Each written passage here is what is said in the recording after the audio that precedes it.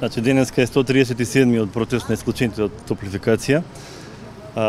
Темата на протестот не е представува само БЕК, значи ова е многу поширока тематика. Ние обзнанивме дека постојат така наречени профитерски шеми.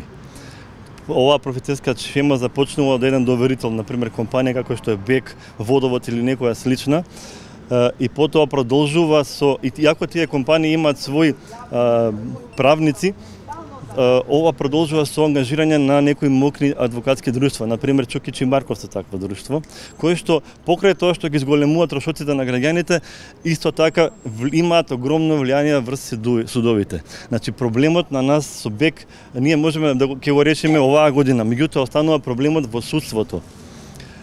После тоа доаѓаат на ред нотарите и тие наплаќаат, после нотарите доаѓа на ред судовите или директно се оди на извршител. На крај дел од колачот си земаат и банките. Значи ова се тие профитерски шеми кои во претходниот состав на владата, значи имаат голема поддршка, односно и институциите на системот беа вклучени во нивното работење, односно ги поддржуваа. Затоа ова представува организиран криминал.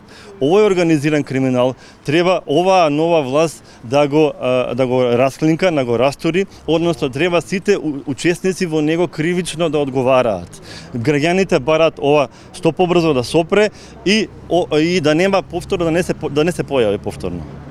Значи секој во оваа држава може да смисли начин како ќе направи криминал. И секаде може да пројде ако има вмешани по институциите, па да ги прикриваат. Меѓутоа, судството како трета власт е должно да ги заштити граѓаните и да го стопира криминалот. Наместо тоа, за жал, известни судии постапуваат на начин што не спречуваат да си ги браниме своите права, да си ги кажеме своите, да ги образложиме доказите. Значи ни прават подметачи, немаме тонски снимања на рочиштата, не се подпишуваат на записниците што се случило на рочиште, а должен е по закон за парнична постапка. Значи и утре, ако дојде до момент кога ќе треба да одговараат, ќе рече чекајте, ја ова не сум го работела, некој го подметнал записников, не сум јас ова. Така да се сомневам искрено дека значи 3 години овдека не судат по суд, а не постои ниту еден од нас присутни, па и други, прашајте, на кој што му е прочитана пресуда пред јавност, како што налага законот. Судија не застанал пред нас да каже јас денеска во името на граѓаните носам ваква и ваква одлука. Туку кога ќе отидеш на објава на пресуда, они не е штампана, ќе ја примите на домашна адреса. Тоа е повторно избегнување.